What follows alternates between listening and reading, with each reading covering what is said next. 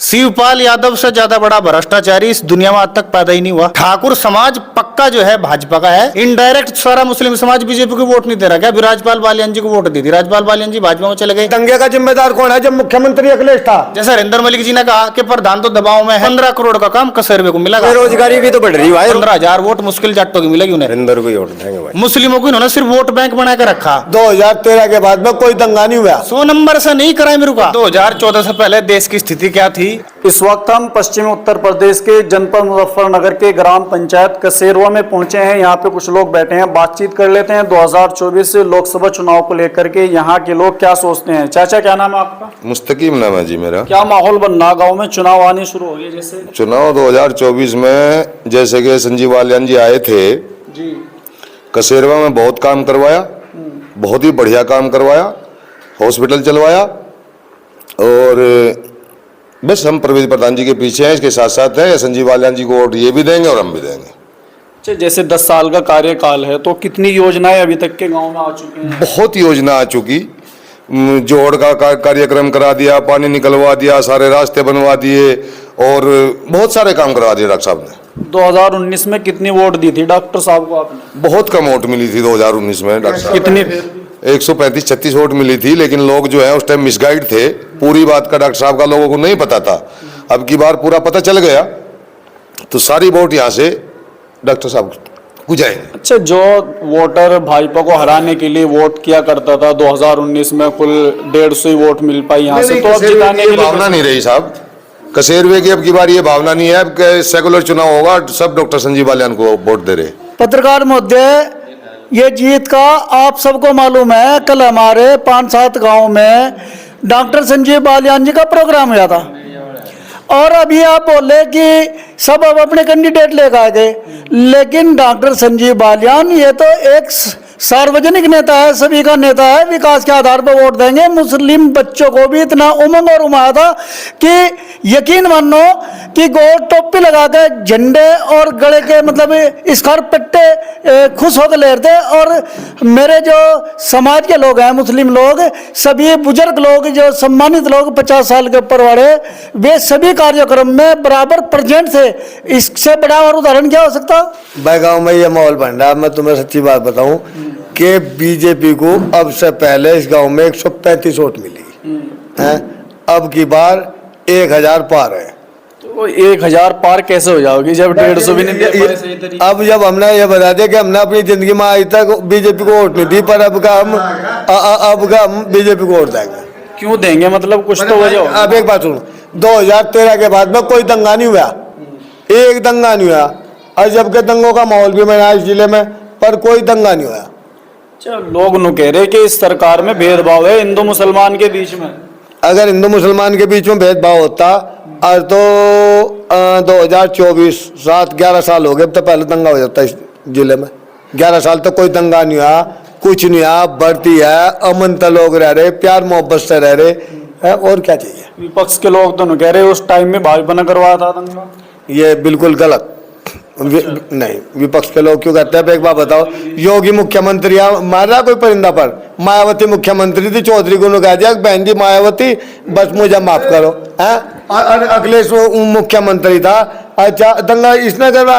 भाई हम तो संजीव बालियान को वोट देंगे। कहाँ से आ गई है दिमाग में बात तक संजीव बालियान को वोट? नहीं, काम करवा रहा है, क्या विकास करवा रहा है, क्या मैंने गाँव में रास्ते बनवाए। अब से पहले किसी ने रास्ते ही नहीं बनवाए थे जिन्हें। अच्छा, हाँ, हमारे गांव में सबसे जो बड़ी दिक्कत थी वो पानी की थी, जोड़ की, तालाब की, वो संजीव बालियान ने करवाया काम।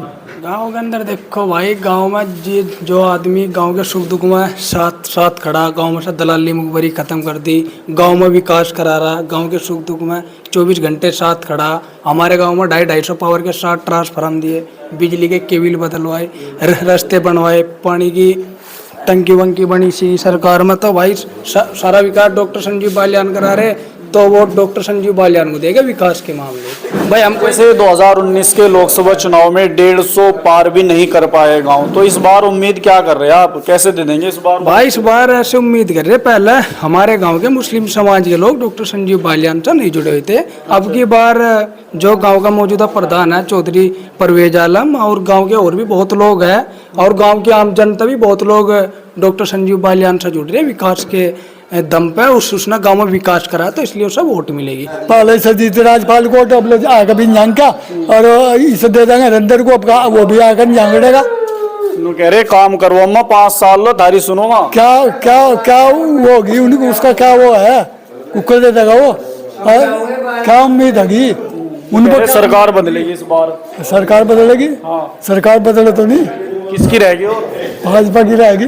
जी भैया क्या कहेंगे, जैसे लोकसभा चुनाव है, क्या माहौल बन रहा है, कैसे देखते हैं लोकसभा चुनाव को? भाई हमने तो संजू बालियान को भी देख ली, अच्छा, और हरिंदर मलिक को भी देख ली। और भाई आने वाले चुनाव में जो है हमारे एक रिश्तेदार है मजलूम समाज पार्टी, ये खुद का चुनाव लड़ रहे, मुसलमान भाई है अपना, सबसे बड़ी खुशी तो यही है। और हम तो ये उन्हें देना चाहोगे भाई। और कैंडिडेट तो आ नहीं पाया अभी तक। कैंडिडेट आओगा इंशाल्लाह, जल्द हाल ही में ही आओगा कैंडिडेट। 26 तारीख तो लास्ट है, उसमें फिर पर्चे भी भरने वो हो जाएंगे, 1 से 2 दिन में ही पता चल जाएगा इंशाल्लाह। हाँ भाई, मुसलमान को तो देख चफर है तो चूतिया बन रहा। जिस पार्टी की आप बात कर रहे हैं, जो ग्राउंड लेवल है वहाँ पे तो दिखाई नहीं दे रही किसी गांव के अंदर, ना तो मीटिंग है, ना कोई ऐसा सिस्टम है कि भाई चुनाव मैदान में सब काम जो है एक तरीके से नहीं होते। जल्दबाजी का शिकार करने वाला तो पछतावा है, तो थोड़ा धीरे धीरे चला है भाई। ऐसा तो है नहीं कि भाई अब भाजपा थी, कोई सी भी सरकार हो, अभी देखो 10 साल में केजरीवाल ने जो है इतना बड़ा काम किया, तो यह है कि धीरे धीरे इंशाल्लाह काम हाल ही में ही शुरुआत करेगी पार्टी अपनी। जी क्या कहेंगे भैया, कैसे देखते हैं लोकसभा चुनाव का? जो भाई ने कहा वही, जो भाई ने कहा वही। कैंडिडेट कब आएगा? कैंडिडेट का है ना सबसे बड़ा मुद्दा। उधर से MIM कह रही है, बार बार दावे किए जा रहे हैं, उधर से भी कैंडिडेट नहीं आ पा रहा कोई। देखो कैंडिडेट का तो हमें पता नहीं, पर हाँ ये है कि जल्दी आएगा कैंडिडेट।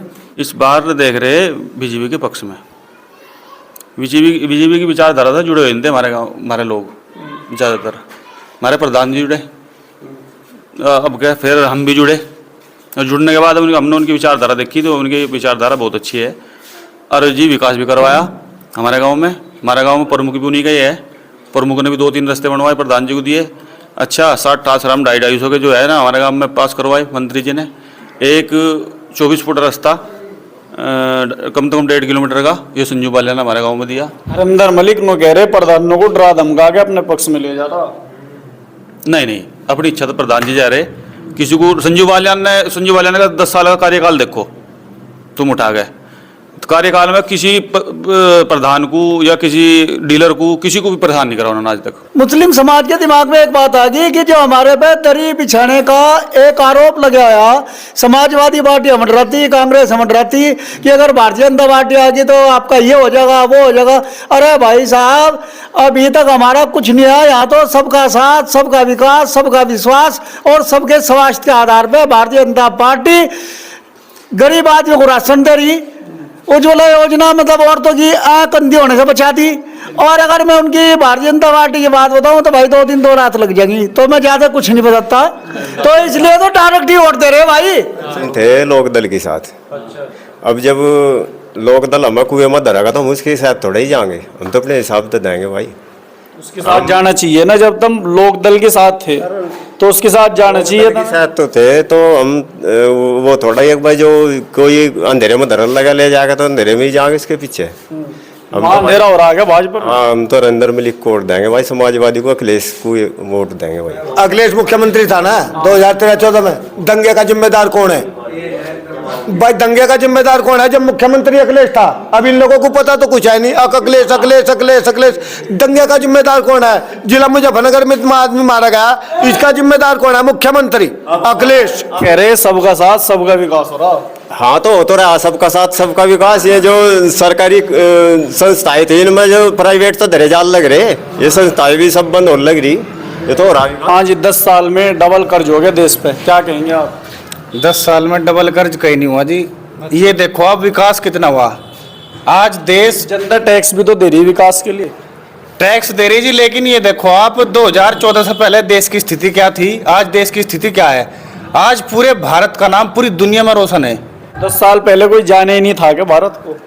10 साल पहले भारत को जानते थे, लेकिन प्रधानमंत्री को कोई नहीं जानते थे। लेकिन जानते थे तो उन चीजों से जानते थे, कितने यहाँ बलात्कार कितने होते थे, हत्याएं कितनी होती थी, डकैती चल रहा है, कितना था मामला। अजी मैं आपको बात बताऊं, आप पूरे देश की बात न करके आप जिले की और मेरे गांव की बात कर लो। 2014 से पहले जो ये आप इधर से आए होंगे 60 डब्बर से, जो बुढ़ाना मुजफ्फरनगर रोड है, किसी की हिम्मत नहीं थी अगर कोई 6 बजे के बाद पैदल निकल जा। औरत और लड़कियों को तो बहुत दूर का मामला है, कोई मर्द ही नहीं जा सकता था। आप इधर से कल्याणपुर से आए, आप तो कल्याणपुर की तरफ से आए ना, तो उधर एक भट्टा पड़ता है जहाँ मेरा आरआरसी सेंटर बना हुआ जी गाँव का, वहां भट्टे पे किसी की हिम्मत नहीं देकर चले जाए। 10-10, 11-11 अपहरण कसेरवे के लोगों के वहां करके जो है गिर ले रहे थे बदमाश, पूरे गांव के लोग चढ़े रह थे रात दिन। 100 नंबर जो गाड़ी है वो तो अखिलेश यादव ने चलाई ना।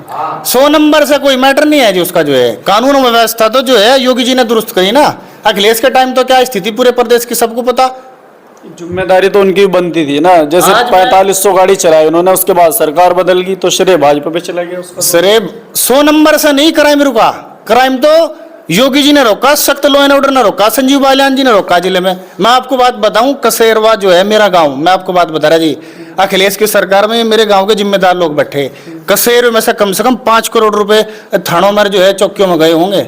और जब से मैं प्रधान बना और बीजेपी की सरकार आई, मैं संजीव बालियान जी से जुड़ा एक आदमी कसेरवे का, चाहे आप मेरे बाद भी पूरे गांव में घूम लियो, अगर एक आदमी कसेरवे का ये कहता है कि प्रधान ने 100 रुपए थाने में दिलवाए या तहसील में जिले में कहीं भी दिलवाए, ये किसकी बदौलत है?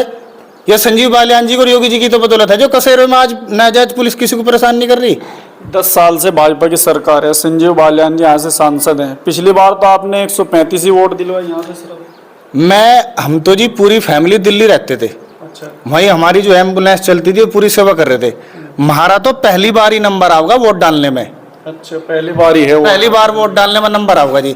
और देखो हम तो ये नहीं कह रहे जी, मुस्लिमों के लिए क्या है जी, आप ये बताओ। मुस्लिमों को पूरे भारत में अगर सबसे ज्यादा गुलामी की मानसिकता रखते हुए दिमाग में कोई राजनीति कर रहा था, वो मुस्लिम समाज कर रहा। आज मुस्लिम समाज राजनीति में कहाँ खड़ा? ये लोग हमारी वोट ले लें, इनडायरेक्ट तो पूरा मुस्लिम समाज बीजेपी को ही वोट दे रहा, इनडायरेक्ट, क्योंकि मुस्लिम जिसे भी वोट दे वही बीजेपी में चले जा। बताओ, जो बीजेपी में नहीं, अगर जो सबसे बड़ा नाम आता है असदुद्दीन ओवैसी, उसके बारे में क्या कहना चाहेंगे? जैसे आप कह रहे कि वे उसकी तरफ को चले जाने से, उनके बारे में क्या कह जी? देखो, उनका भी कोई जनाधार नहीं है यहाँ, ना उनकी कोई मजबूत। जनाधार तो बनने से बनेगा ना, अब से कुछ साल पहले भाजपा का भी जनाधार नहीं था। अजी उनकी मेहनत पूरे देश में चल रही थी जी। ओवैसी की जो है बयानबाजी वो थोड़ी सी ठीक नहीं है, अगर उसे वो अपनी दुरुस्त कर लें और सही तरीके से समाज को लेकर चले तो लोग उनके साथ भी जुड़ेंगे, ऐसी बात नहीं है। लेकिन फिलहाल माहौल नहीं है उनका, अपनी वोट क्यों बेकार करी जा। हर बार जब चुनाव आते हैं जब यूँ कहते हैं लोग कि इस बार माहौल नहीं है, इस बार माहौल नहीं है, भाजपा आ जाएगी, भाजपा आ जाएगी। जब वे नहीं होते, जब भी भाजपा आ जाती है। वो आपकी बात ठीक है, लेकिन एक बात तो आप बताओ जी, जब से बीजेपी की सरकार आई, आप सारी बातों को छोड़ दो, कौन किस पार्टी का नेता है, कौन क्या पार्टी है, पूरे देश में शांति है, कहीं कोई दंगा फसाद नहीं होता। मणिपुर के बारे में सुना होगा आपने। मणिपुर का तो जी अलग मैटर है, वहाँ बीजेपी के किसी पार्टी की वजह से झगड़ा नहीं है, वो तो उनका अपना अलग मैटर चला हुआ। झगड़ा तो है ना, उसमें देश की जिम्मेदारी है ना उसकी तो।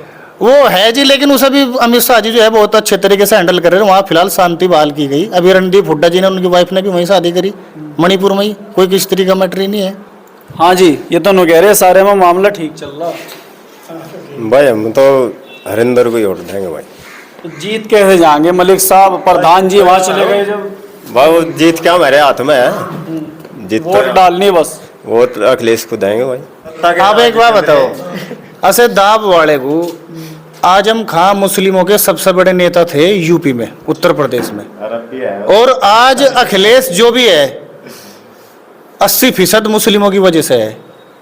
और मुस्लिम के किसी भी लीडर के लिए अखिलेश यादव ने क्या आवाज उठाई? शिवपाल यादव से ज्यादा बड़ा भ्रष्टाचारी इस दुनिया में आज तक पैदा ही नहीं हुआ।